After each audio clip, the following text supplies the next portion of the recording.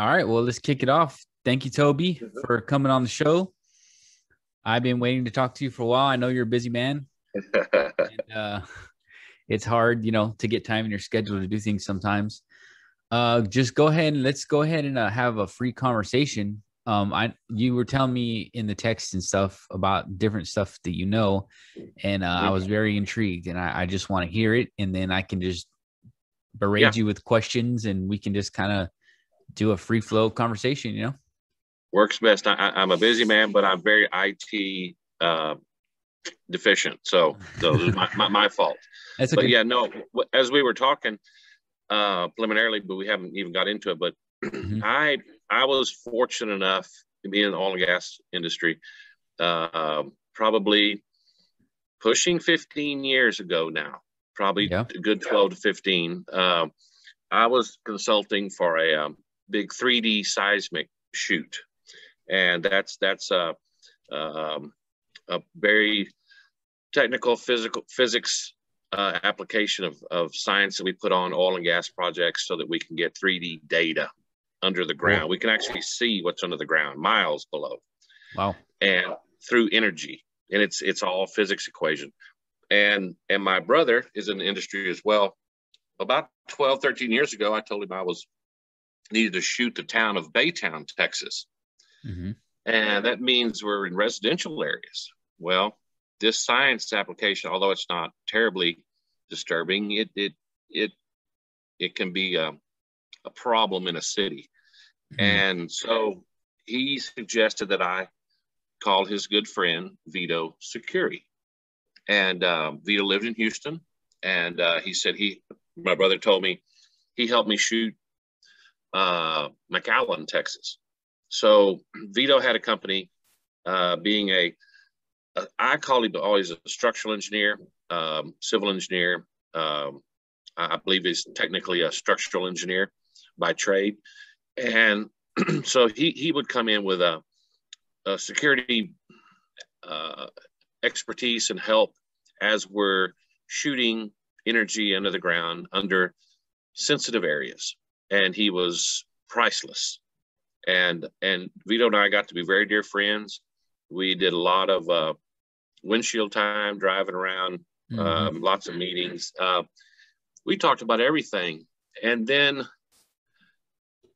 he kind of retired, I guess, and I was trying to retire. I hadn't spoken to him probably 4 or 5 years. And I was out at my ranch one night. My girlfriend was with me, and we were in the cabin watching a UFO show. What? What do you mean? Oh, like a movie? No, an actual documentary. Okay. Like on Travel Channel or History Channel. We're just watching one, that was on. And it's kind of an interesting topic. I've always been interested in it and the subject and the phenomena. And so as we're sitting there on the couch, having a glass of wine, watching this show, here pops up Vito Security. And I looked at the TV, I looked at her, and I said, "That's my friend." Yeah. And she goes, "No, it's not." I said, "Trust me, that's my friend." So as soon as the show was over, and he was the main guest, he was the main guy, and he was talking about when we went to the moon. That was the main subject of this documentary with UFOs. Were there UFOs on the moon? And that was your buddy? That was your buddy that you were just talking about? He was on the show? He was their main guest. He was their main, I guess, expert. Right. And as soon as the show's over, we walk outside the patio. I call him up. He answers. I said, "Vito, I've known you 12 years. You've never even mentioned that you're the only one left on the earth that has seen the original photos of the backside of the moon." Oh, he laughed. Crap. He laughed and he goes, "Well, I guess that this never came up." I said, "Vito, I'm kind of a UFO buff, and I thought we would have discussed this." So that's my background of knowing him, and how I knew him and what he did, and then I never knew. But it intrigued me so much that first 30-minute conversation, and my girlfriend was listening. I had him on speaker. So over the next couple of months, I would just call him and say, "What about this, Vito? or I've been thinking about this, or I really got problems with this. And I guess we had probably 5 or 6 subsequent conversations, anywhere from 30 minutes to 2 hours each time. And each time he would enlighten me on what I had asked him, and then he would go deeper. Yeah. And that's how we can start this, the background and kind of how it's all come about. And over those probably 5 or 6 other conversations, I learned more than I can ever imagine. Okay. I may blow your mind, but I know. Please do. I want to hear it all. So your buddy Vito, right? Yes. What are some of the things that he told you? How did he acquire this information? First question I asked him was, why are you on this show? Yeah. He said, well, and this is the first part and probably the most shocking part, or one of the most shocking parts. He answered by saying, yeah, I was a young structural engineer, and he had a friend named Lester. I don't remember Lester's last name and never met him. Back when what Vito said was back when we were getting ready to go launch to the moon, Armstrong, Aldrin, that bunch. Mm-hmm. There were some secrets that the general public didn't know. One is we already had satellites orbiting the moon for years before they went. And they had completely mapped out the entire moon. Because as you know, the moon only shows us one side. It never shows us the back side. Yeah, I do know that. Yeah. Well, these 10 or 12 satellites had been orbiting the moon, taking pictures and basically mapping the entire moon. I believe that. It's probably really easy compared to trying to do the Earth. But there was supposed to have not been that technology at that point in time. Oh, in yeah. the late 50s. Yeah. They're ahead. They're way ahead. They were ahead of Sputnik, yes, but we always kept that secret. Also, he said the cameras on those satellites, this was 1959, 1960, 61, 62. Mm-hmm. They had HD. Come on. Mm-mm. Come on. he said he knows that because the pictures he saw were in HD in 1979. I believe it. So they had high definition mapping of the moon. Imagine the cameras they have now. If they're barely giving us HD. If that was kept secret in the 50s and 60s, mm-hmm. Imagine what they have now. Yes. Exactly. And he often stated he wondered what they have now. So there was 4 geologists, he said, that were working for NASA, and their only job was to find a landing spot.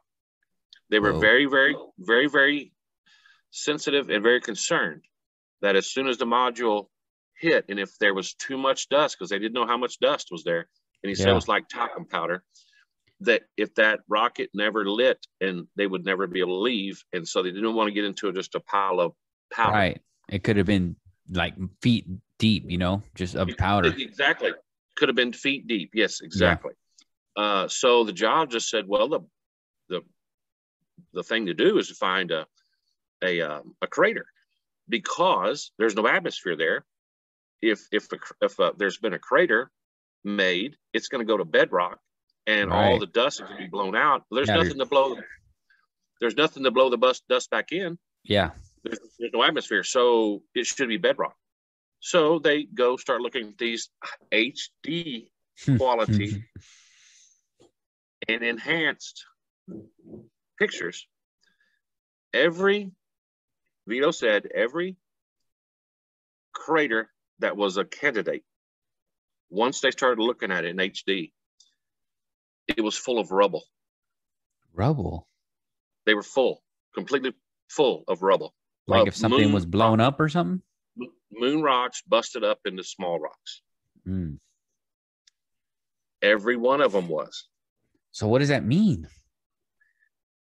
Not to jump too forward, but they finally found a place that they could land, and they felt safe, and it was okay.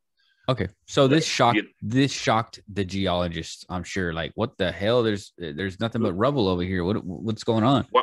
why are these full of rubble? So I asked him, why were they full of rubble? Just like you asked me. Yeah. And he said, because they breathe oxygen too. Who does? Who does? He said they core into the center or into the moon. Who does? We do? No. Okay. The aliens do. Oh, and snap. Yes. One certain type, by the way. And we'll get into that too. Yeah, for sure. They mine this moon rock, and although there's no atmosphere, there is oxygen captured in the rock. Oh. So they grind it up, and they provide themselves with oxygen in their facilities, and their facilities are immense. Just to tell you how big, there's one skyscraper on the backside of the moon is 22 miles high. 22 miles high. Jesus. But you can build something like that with no gravity. Right. It would be way easier. We'll go into it later, but the facilities they have on the backside are massive. So what are you going to do with all that rubble that you're consistently having to pulverize to release oxygen? What are you going to do with that debris? Dump it in the craters. Well, fill up the craters with it. Damn. That makes perfect sense. So that's the first thing. Well, these 4 geologists, they saw the stuff at the backside too. Hold on. I have a question real quick. Yeah. So you know how you're into the drilling side of the oil field, right? Mm-hmm. Does it create rubble? Oh, you have spoils. What does that mean? Well, as you're drilling, say 8 5/8 hole or 9 5/8 hole, with a drill bit, you're going to have that 9 5/8 cylinder. Right, it's got to go somewhere. Dumped out. We call it. Yeah, it's going to come back up. We call it spoils. Okay. But we're not trying to mine. We're just drilling a small hole. Yeah, they're probably using something totally different. To tell you how long they've been there. Mm-hmm. Have you ever heard or had a guest or ever heard of a show or anybody talk about when we were up there, we pinged the moon? Pinged it? Pinged it. I don't know what that means. Like hit it with like an energy. Yeah. Like a. You hear the story about what happened with it? It rang like a bell for a couple of days. What? It was. They said it was hollow. No way. Or a significant part of it was hollow. So they flicked it. Basically, they like flicked it and went bing, like it was empty. And it rang for hours or days. Who did that? NASA? They pinged it? Yes. Yeah. That's not Vito's deal. That's just something I had watched before. Right. Mm-hmm. It just made perfect sense. If these guys are mining moon rock that's inside down in the moon, and they've been there for tens of thousands, millions of years, who knows? Whoa. They probably have mined out quite a bit of it. Yeah. So it makes sense that it would have rang like a bell. Hollow. Yes. So that's just something that verified it for me. But getting back to these 4 geologists, Vito told me when it was over, they fled. One went to Switzerland, one went to England. I do not remember where he told me the other 2 went, but they wrote a book, or they were the ones that basically had the information to write the book. And the book was called, There Was Somebody There When We Went to the Moon. Whoa. And they hired Vito and Lester, another engineer that I did not know him. They gave them the book. The book was being published. Vito said that the government bought every copy. No way. And yes, and that they told the publishers never print another. Way. Yes. No way. But he had the original, or one of the original manuscripts. So that's your buddy Vito told you that. Yeah, he told me that directly. That's what they gave him. Damn. And they hired him to go look up. They gave him the numbers, and he kept saying the codes, the numbers. And I'm like, for what? He goes, well, there's 4 repositories in the United States, the greater 48. Okay. One out west. Mm-hmm. One, I can't remember if it was around Nebraska or Illinois. One is in Houston. Yeah. You're talking oil repositories, right? No, data. Oh, I'm sorry. Data. Like a library. Think of a library. Oh, okay. I see what you're saying. Like with supercomputers all full of freaking data, probably. Back then, it was paper. Oh. 79. And massive file cabinets full of data. And the 4th one he found was in Langley, Virginia. Oh, okay. There are four of them. They're all 4 different areas of the United States. They're all 4 are identical in their data set. The libraries are identical, but there's 4 of them. You have to know. You have to go through a whole bunch of red tape just to get in there. Yeah, so I would imagine. They tried the one out west, he said, but the red tape was too big. So they went to Houston. They made big inroads in Houston. Then found out that the one they really need to be in was in Langley, FBI. And they're all the same. They're all 4 book repositories are the same. The libraries are the same, but there's all the information is top secret or above that. But he said through the Freedom of Information Acts, through the different channels, through the different paperwork and all that he was hired to do, he went through it all.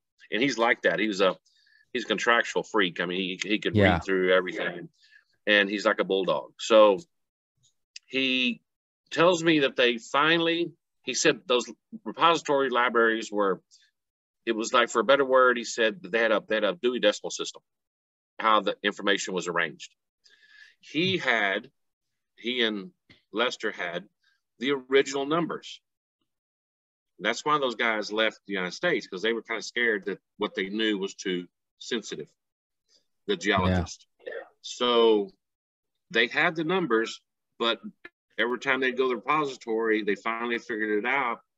They were given, he said they were given 8-hour days and a certain amount of days. They couldn't take a pencil, paper, a recorder, a toothpick. Damn. Nothing. So let me get this right. The only thing they could take with them was a book. Yeah. Okay. So somebody hired your buddy to go up into the repositories and extract what kind of information? What was their Not extract it. You cannot take it. Well, I guess they can't. Well, mentally see it. Yeah. Yes. They wanted 2 engineers to see that true data, so that they could tell. Basically, the idea, I guess, was to tell the world. Maybe there was an arrangement that he didn't, but he said that he got to know the, for lack of a better word, librarian in either Houston or Langley. I think it may have been the repository in Houston. And he said they kept going in there every morning, 8 o'clock. They'd be there at 7, and they could stay 8 hours. If they went to the bathroom, one of the NSA or FBI or CIA guys followed them in. If they went to go eat lunch in the cafeteria, they followed them in. They could never be left alone. Yeah. Period. No books, no papers, no nothing. Just that book that they had. But he couldn't find the numbers. He said for weeks. What numbers do you mean? I'm confused about that. What do you mean the numbers? It's like, he said it was like the Dewey Decimal System in a library. You have like, row 8. Oh, okay. Shelf 5. I see. Okay. Document 1005. Yeah. He had the information, the numbers to go walk into that library repository and find what these 4 guys were telling him you need to see. Yeah. So basically, they gave him the number to go find the book that he was looking for. For days, these guys couldn't find it. Was it a big place? Well, that's that's a great story. Every day they'd pull up in the parking lot. The guys would come get them and they'd take them in. They finally capitulated. He said the librarian and the CIA, and they say all of them finally capitulated. Said, "Well, here, we'll show you tomorrow. If you'll come back tomorrow, we'll show you some stuff." Yeah. And he said there was, they had a big table set up, and he said there were a lot of pictures on there, and he said they were extremely clear. He said he told me. I said, "They're not clear, Vito." I said, "I saw that show you were on. Yeah. It looks like ink blots to me." He laughed. He said, "Yeah, what you're seeing is a copy of a copy of a copy of a copy of a copy." Yeah. He said they do that. They do that on purpose. He said, "But what I saw was HD quality, enhanced. originals. Damn. But he only saw about 100 of them, and that's all. He said, "That's all I needed." Yeah, picture. He said, "That's all I needed to know that there were people on the moon." Okay, that's all he said. Right there. Okay, so he saw pictures of the dark side of the moon. Both. And what were in these pictures?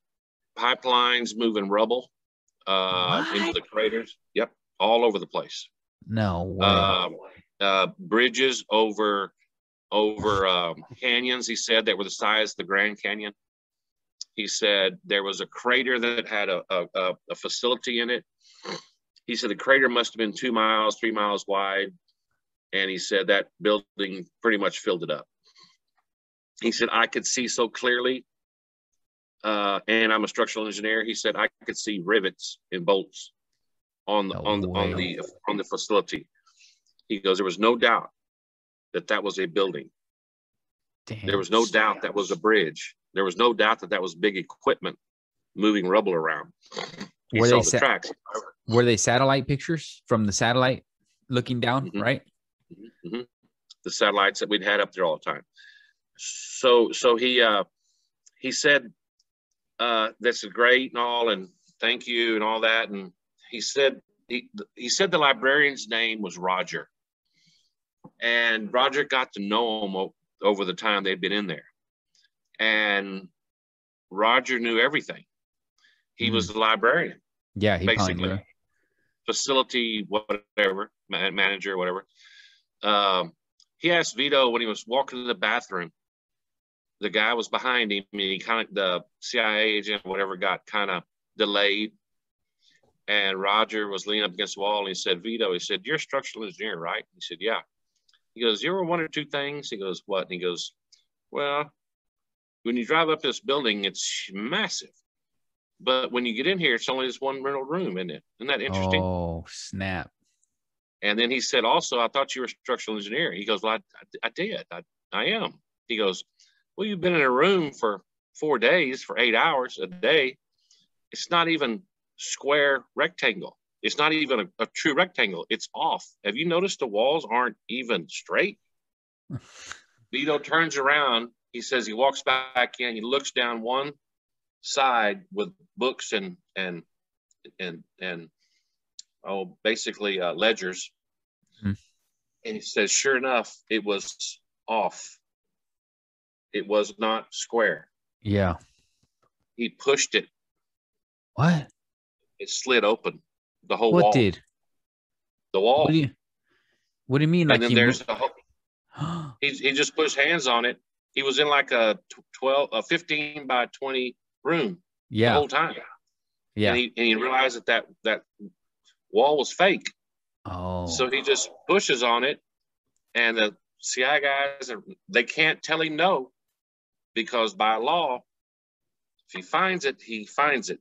But if they can hide it and make it hard, they can hide it and make it hard. Yeah, I see. So when he pushes it open, he said, there it is. There's acres of books and stuff going from the floor to the ceiling. Oh my God. He said there's millions of pictures. He only saw 100 or so. Now there's millions. What? And was he able to look through it? Yep. No way. Yep.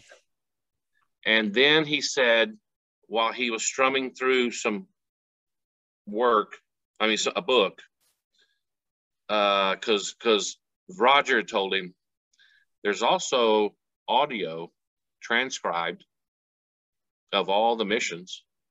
So he finds the Armstrong mission to the moon landing.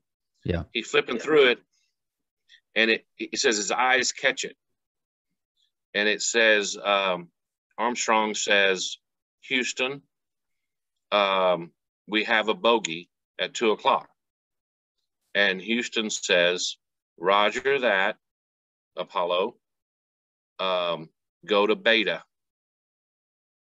Change channels. Oh. And he said, I don't remember that when Walter Cronkite was telling us in 1964 or 60, whenever we went, 68 or 9, I don't know. Yeah. He said, I don't remember that. Well, they had the technology of tape delay. So we were watching all on TV. I was a little bitty kid. I'm 54. I was a little bitty kid. I can vaguely remember it. But he said it seamlessly spliced it. We had tape delay technology back then, and with the networks didn't get that till like the 80s. Yeah. So they could go to beta channel, and whenever and then there was one on there. It says Houston, we have Santa Claus coming at us. Santa Claus is coming over the hill. Go to beta. And they switch channels, and you don't hear it. Yeah. And he found out where beta channel went. Beta channel doesn't go to Mission Control in Houston. It goes to Langley, Virginia.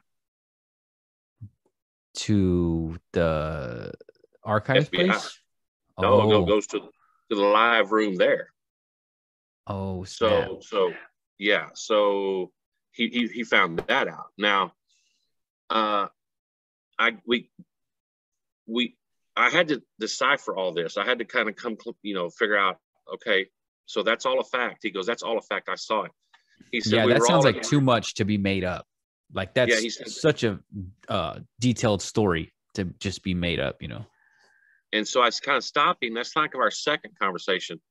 And he said, there was Roger, Lester, myself, and the other two, I don't know, NSA, FBI, CIA, whoever you want to call them. Men in Black, whoever you want to call them, but they were always there. He said we were all looking at the photos together, and we were all reading the transcript together. And he said it was very sombering moment because we all knew what we were looking at. Yeah. He said what we saw was in high quality, high definition. In the 50s he said, or 60s. He said there's even pictures of a craft taking off. From where? The moon? The moon, just moving away. Yeah. And he said it's obvious. He goes, but what you see on these shows are copies of copies of copies of copies of copies, which every time you do that, you lose resolution. Right. Because they can never show you what he saw. And nobody left. There's no one left that was in that room. Really? Vito's gone down too. So there's no one left. Roger's not alive, I don't believe. And then Lester, he said Lester passed away years before. So your questions, because I was going to move to. Okay, well, let's talk about that for a little bit. So those pictures will never be seen by a journalist or me or you, the high definition pictures. That I can't believe that who knows what's in that. You said there was acres. There could be alien pictures in there. There could be, I don't know, more pictures of the moon. There could be pictures of other planets with life forms on there. Who knows? Well, that we just kind of went through what happened when we went to the moon. Oh, and then he said we had to leave early. By the way, they didn't want to stay in there. And we told them they didn't want to stay in there. So because they were freaking out? No, they just don't like us there. They told them to leave. Told us to leave, and we told them that we don't have a window. Our window's not for another day. Mm-hmm. And he said that they brought them information that proved that there is a much quicker window. They just have better technology than we have. So we left. And we really never went back with a moon that we know of. Now we have, but that's all secret. But what he said was, to wrap up what he said was, there is no doubt. There is no discussion. He needs no more proof. He said, I saw what I saw and I read what I read. And he said, I wish I hadn't, but I did. And he said, I know the truth. And he said, they've been there for a long time. That's not where they're from. Yeah. But it's crazy how if someone sees this guy, he sees it. He tells people just think he's crazy. And because he can't extract anything physically. He can't steal photos. He can't take anything out of that place. So, I mean, how do you prove it? You know?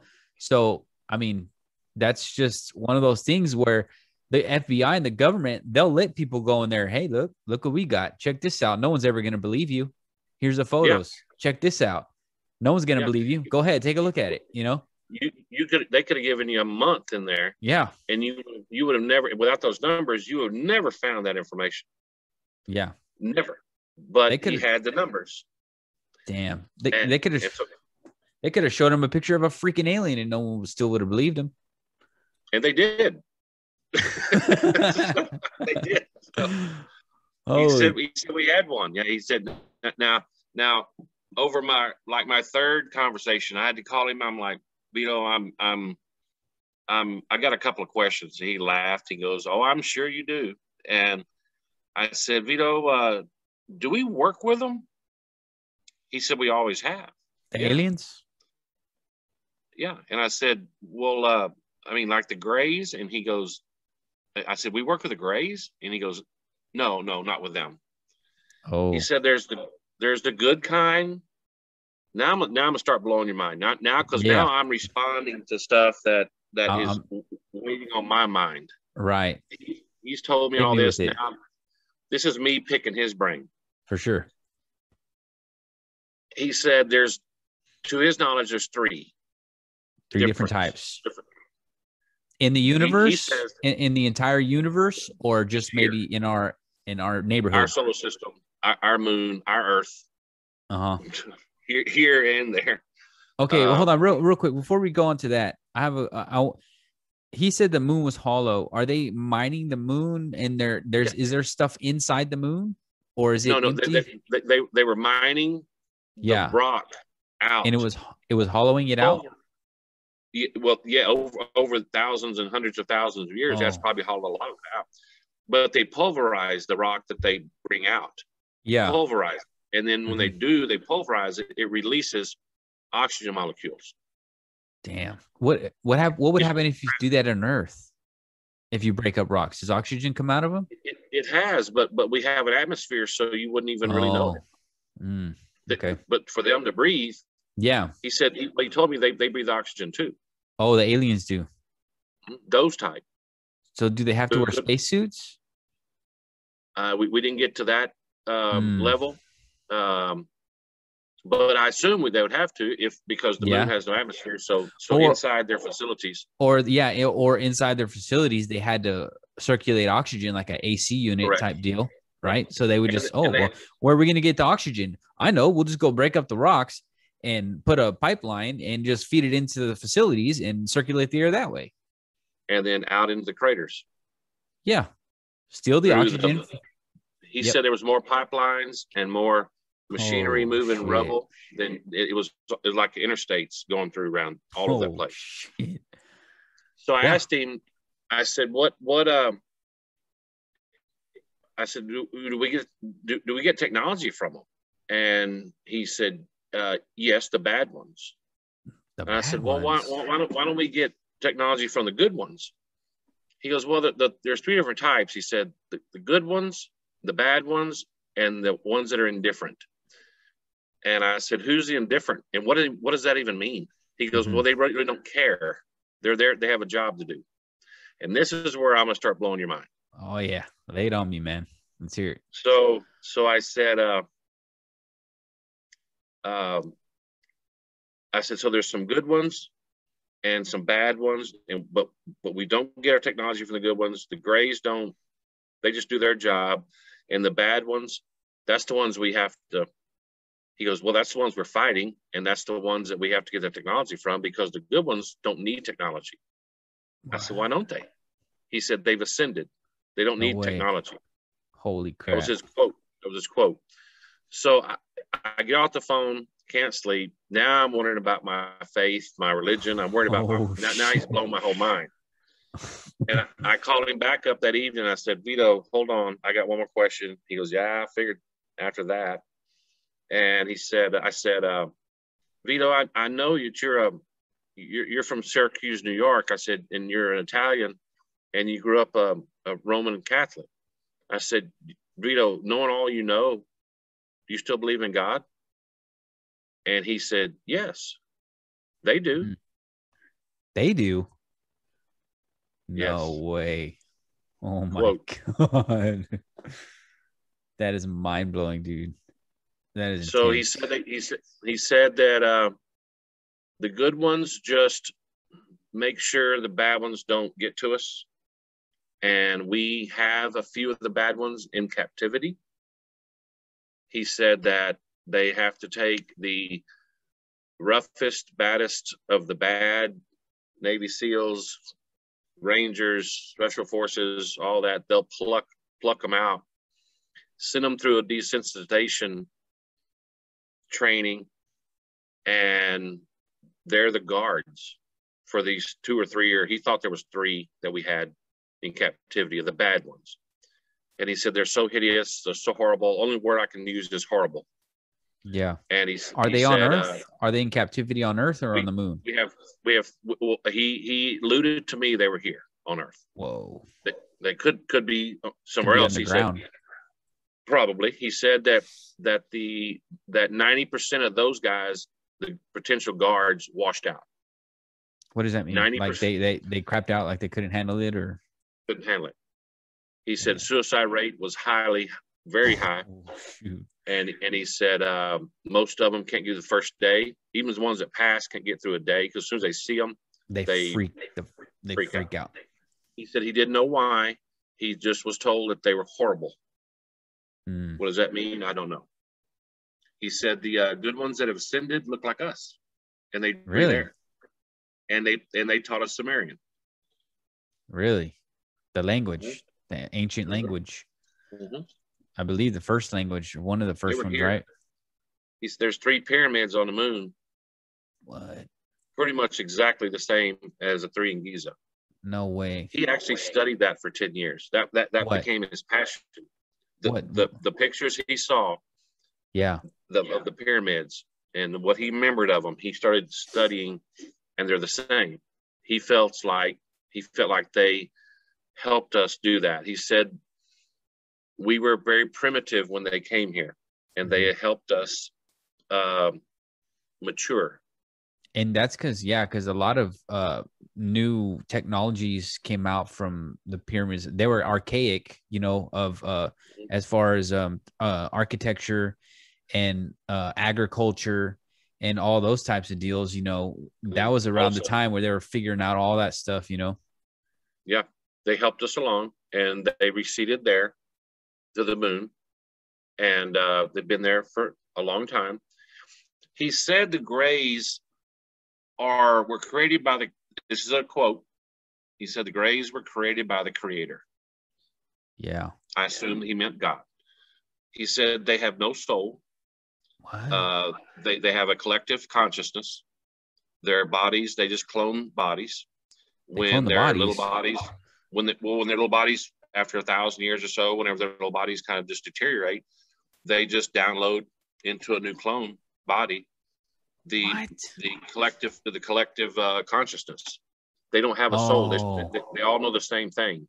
They just transfer their minds into another body. They're here to monitor us. They're here to kind of tweak us. They're here to just do whatever the Creator made them to do. And they don't have any compassion. They have no compassion. They have no nothing. They have no soul. Wow. So they're like non-player characters, right? They're Greys, right? They're like non-player characters. Like they don't have a soul and they don't have feelings. They have a function. They have their job, and they do their job. That's it. That's it. So there's no reason to get technology from them because they're a non-player. Right. And he said the good ones have ascended. They don't even need physical objects. Probably they can do so all what the things so through minds. this is the way my mind works. So this is how when I came back at him, I was like, well, this sounds a whole lot like the Bible. He laughed. He goes, yeah. I said, the good ones have ascended. I use the word ascended. I know what that means. Yeah. And they're good. To me, that sounds like angels. Right. And I said, you Oh, told me yeah. the bad ones were horrible. Demons. That sounds a lot like demons. Yes. He said, could be. But he said there is a creator. Dang. That's interesting, man, because a lot of people think that if the government told us that they were aliens, because you know how recently they've been trickling in little pictures and and they're trying to get us ready for it. But I'm afraid that they think if they tell us and they show us real pictures of aliens, people are gonna go crazy and start killing each other and killing themselves, you know. But maybe if they told everyone, hey, these aliens believe in God too, you know, there's something bigger than even them, that might help some people, you know, because there's a conundrum. Like, if you believe in God, you have to stop believing, or you can't believe in aliens. And if there are aliens, you can't believe in God, you know, and they contradict each other. But maybe that's not the case, you know? Right. Which is what I was informed is not the case. Yeah, it can be both, and we're not alone, and we're not by any means new. We're the youngest probably. These civilizations that are around here are millions or billions of years older. What do you mean, like the aliens? The Like bad ones. They started way before us. Oh, the bad ones are so highly advanced that without the good ones, you know, they would do whatever they wanted. But the good ones kind of keep the peace. But Vito said that we have been to every planet in our solar system that we wanted to go to. Yeah. Already. And that was 12 years ago. Dang. So we've been to Mars, you think? If we wanted to go there, we've been there. Saturn, Jupiter, I mean, whichever one we wanted to go to, he just knew the ones in our solar system. So that means that we actually are way more advanced than what you think we are. As far as technology and stuff like that? Yeah. Because I always feel that way. Like, oh, we got this new iPhone. We just figured it out a year ago. And here's a new camera that's 10 times better than your old camera. We figured it out in less than a year. It's like, yeah, right, man. They had those damn cameras back. They have them all backlogged. And they're just like, okay, give them a little piece. Okay. All right. Here, get them a piece. Every year they just put a little bit. This has more computing power than the Apollo that Armstrong and them went up in. Yep. That. So it's something where you can just, you know, he's after our fifth or sixth conversation, you know, he's just getting down to the points where he's basically telling you what's really going on. Yeah. And that we'll never, I mean, we everybody says they want to know. He goes, I kind of wish I didn't, looking back on it. Mm-hmm. He kind of wished he hadn't. Yeah, but he said, I saw what I saw, and I'm come to terms with it. And he said, you know, it is. He goes, I'm kind of interested in it now again, because he said I've kind of got some hope. But I think for a long time he went through what I went through, which is doubting. Yeah, nihilism. Things. Like, there's no God. We're just little people on a little tiny ball, a speck of dust in a infinite galaxy that never ends, and there's billions of people all over the place in the galaxy. That's hard, man. That's hard to accept. Our brains, you know, we're not ready for that, and I don't even think most of the population is, you know. And getting back to your point there about how would you control releasing this information, you know, if if an alien actually told everybody on live TV, we believe in God, we believe in God, and we know He exists, but how do you manage all that? I know. And how do you manage it through different languages? And what God are they talking about? Oh, now you get into geez. So it's almost unobtainable. Oh, yeah. I mean, I wouldn't want to try to take it on. I know. You're gonna have the face fighting each other. Yep. Damn right. And that's even scarier. It would get even more crazier as far as holy wars. If we knew that there was aliens that worship a God, then we'd be like, what God are y'all talking about? It's just like chicken or the egg. I guess it never ends. You can't get to the final solution. It's insane. It's blowing my mind. It hurt me it did not hurt me, but it stressed me for months. And then he kindly told me, yes, I do believe in God because they do too. Yeah. And that's hardcore. Yeah. Yeah. Dang, man. This is awesome. What else? What other? Do you remember any other things he kind of said? Anything about abductions? Did you say that abductions are real, or are they coming down over here messing with us and people just pass it as nothing? Or yes, he said that happens, and most time it happens to the Grays. He said they have a little job to do. They do a maintenance job, and he says that's why it's normally people don't even remember it.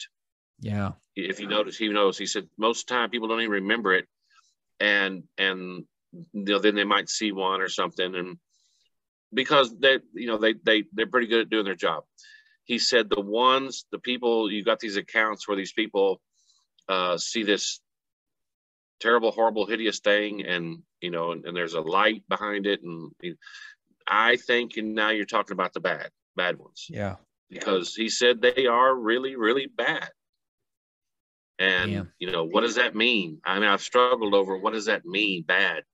I wonder if they're in contact with people on the planet Earth. I believe we are. Well, I do know we are in constant contact with the good ones. Yeah. I wonder if I don't know that we're in constant contact with the bad ones. I wonder if one of the lizard people talked to Hitler. Hey, Hitler, I need you to go ahead and wipe some people out. You know what I mean? Like they've been here for thousands and thousands of years. Yeah. Maybe they can like telepathically, get into our minds and stuff. Because you said that they ascend, right? They've ascended to the good ones did. The good ones ascended, and then we get technology from the bad ones. Do you think we got like phones and computers and the CERN, the internet from them? Probably. We got the chip. The first we got the first, was it 3M or who did the first microchip? I mean, you can read all about that. I mean, there's Kevlar. I mean, you just go on and on and on and on. Advancements that we've gotten that just seem to come out of nowhere. Yeah, and for sure. So all that stuff is helping us advance to protect ourselves.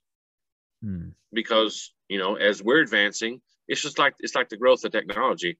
Every year, technology grows at a faster and faster and faster rate, and it compounds.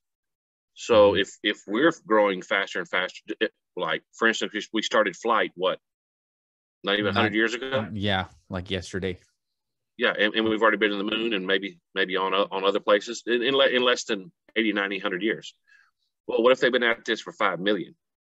Yeah. Now, their compounding of technology is even greater.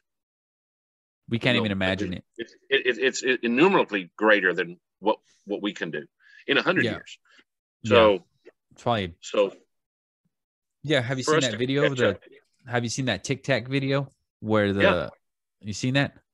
Maybe that's part of it. Maybe we're just like, people just write it off because they're like, that's so what? It's impossible for something to move like that. But in reality, they're millions of years ahead of us, and they're just like, they can do it. Or it's us ourselves. And that's very possible because our government is so compartmentalized that data like that, or equipment like that, technology like that, could easily kept from the military. Be kept from the military. Yeah. Our government is so, well, that's why presidents aren't allowed to know. Yeah. I mean, most of these presidents, and if they start looking into it, they don't know jack. They don't want to know. Yeah. Yeah. What do you think about weapons? Do you think they have like weapons like a million times beyond what we have? Apparently they do. They would have to, right? Yeah. But there are some good ones out there, and thank goodness we have the good ones. Do you think they have a wars? Like, do they, like, is there?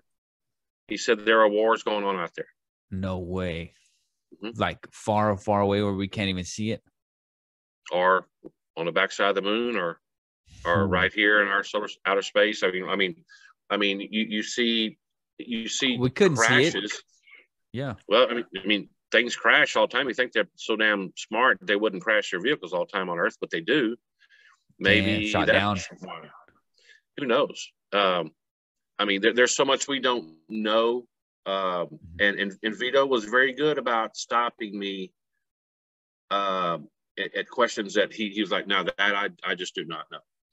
Yeah. And I didn't really want to say anything to anybody, but they're all gone now. So, I can say what I know to, and you can look him up on the internet. He has come to people's aid. He has come to UFO researchers' aid in the past. Vito has, and protected them and said, no, don't give him, be easy on the guy. The information he's got is actually true.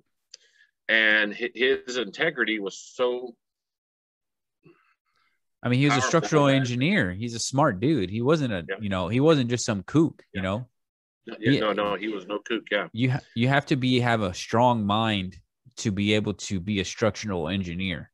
You know what I mean? Mm-hmm. You have to be smart. You have to be able to analyze data. You have to be able to rationalize and, have a high IQ.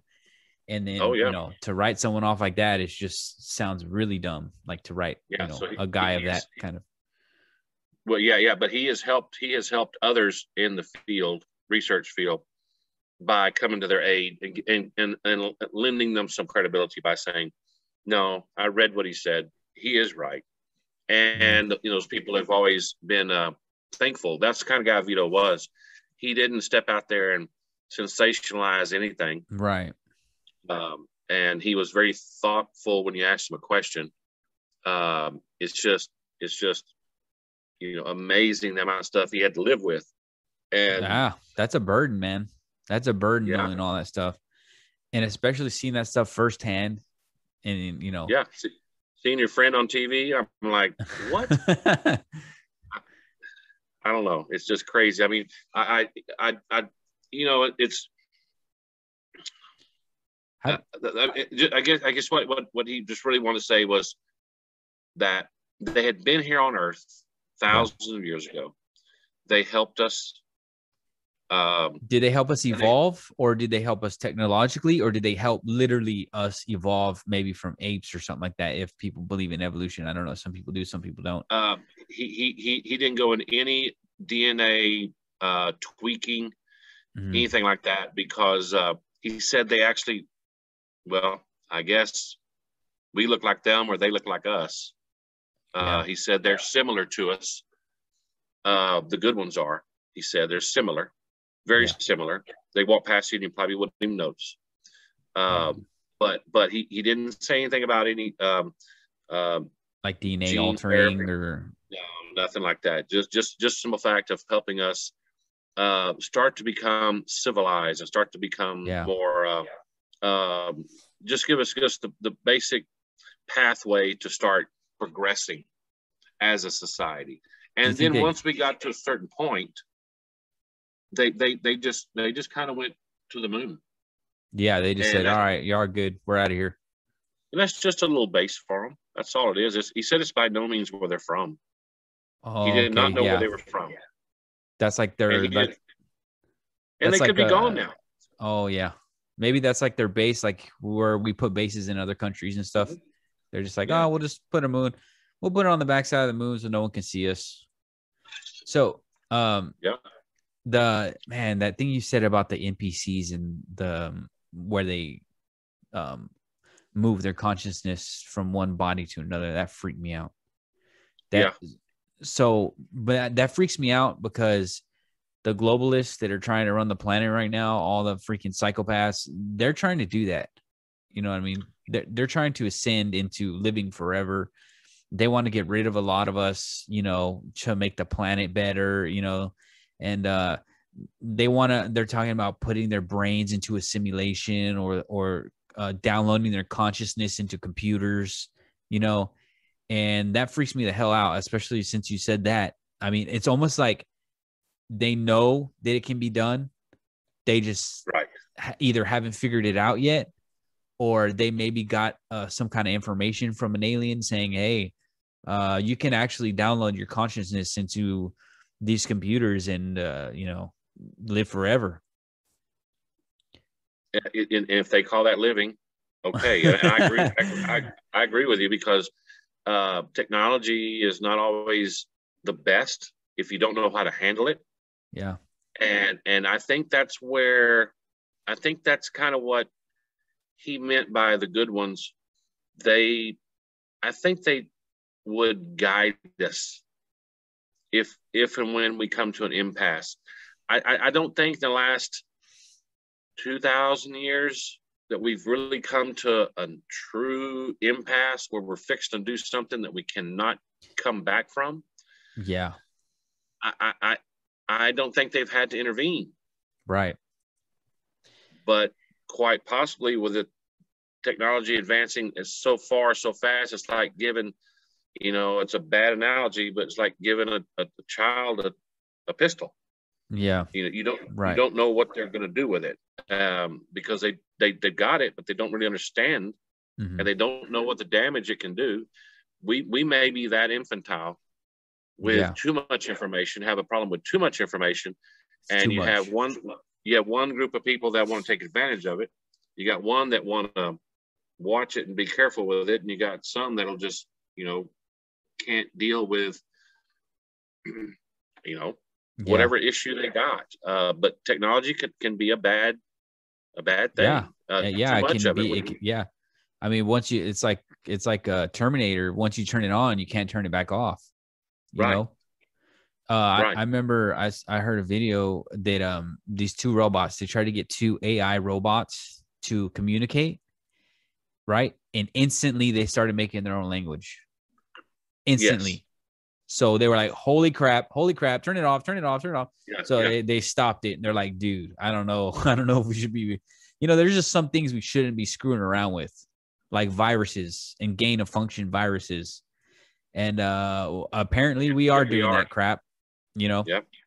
Apparently Dr. Fauci is funding the Chinese Wuhan lab to splice viruses, and mix it with AIDS and all this other crap, to cling on to humans. And we shouldn't be screwing with that crap because look where we're at now. That's clearly a man-made virus, 100%. I believe. First of many, I believe. Yes, I agree. This was a test run.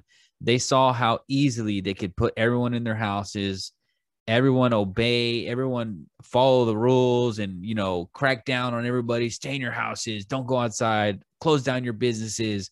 You know what I mean? They said, all right, guys, seems to be working pretty well. We can shut everybody down with this virus. This is 99.9 survival rate. Imagine what would happen if they released a virus with a 50% survival rate and wiped out half the planet, Right. Then what would they do? Well, there's a large political movement that says that we need to reduce the world's population. Absolutely. Bill Gates. That's Bill Gates' number one. Who is going to be in charge of choosing? I know, right? Bill Gates, I guess, the damn software engineer. Yeah. I mean, I want that job. Yeah. They're like, we need to trust the science. Bill Gates is a software engineer. He's not a damn doctor, and then people believe him right off the bat, and they just worship that guy, and it just makes me sick. And they live in a different worldview. When you've got more billions than some people have dollars, Damn. You can't relate to life, normal life. People that wear a mask and you can't work, and your pizza place closes down. He has no concept of that. That doesn't even compute to him. No, to him, all you are is somebody's using his natural resources. Exactly. And that's actually a quote. No way. So I believe that there would be, in our future, we're going to have quite a few of these things. But I just feel like that if they truly ascended, mm-hmm.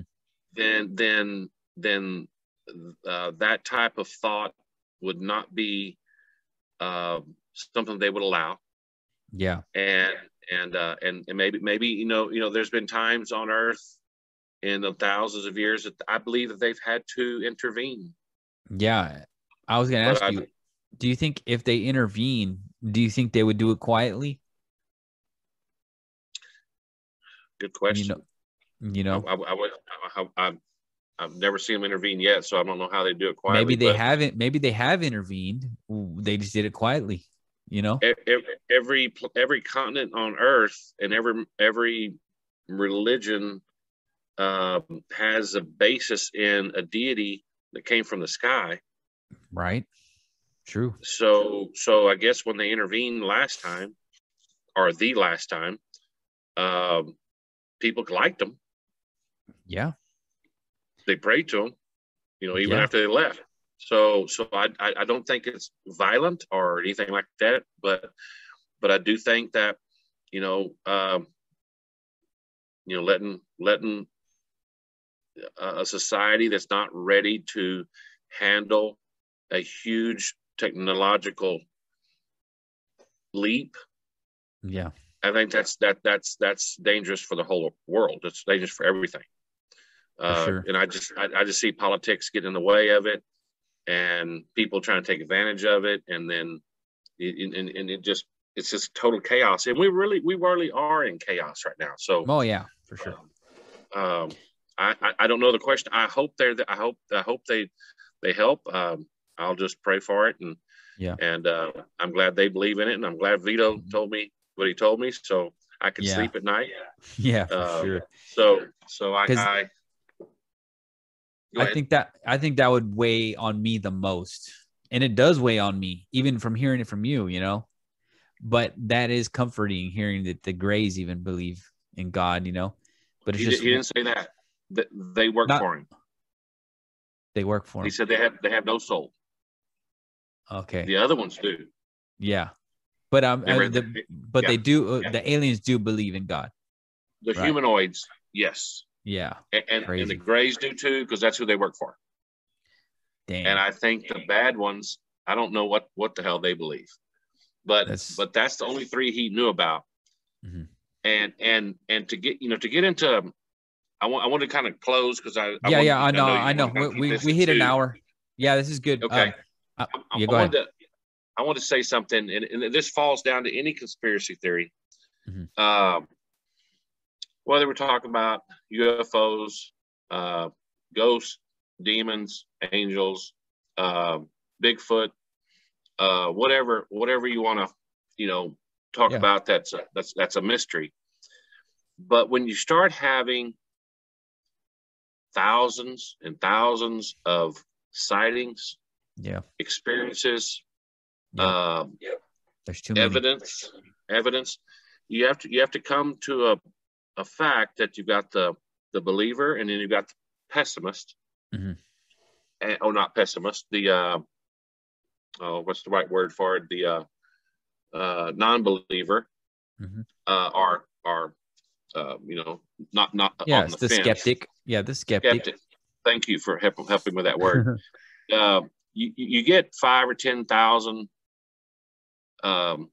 experiences and witnesses and happenings and sightings and all that, and data and evidence. You have to remember that take out 99% of them, it leaves you with about 200 or 300 that are first class. Right. the pessimist has to be right 100% of the time. Yeah, Because for if sure.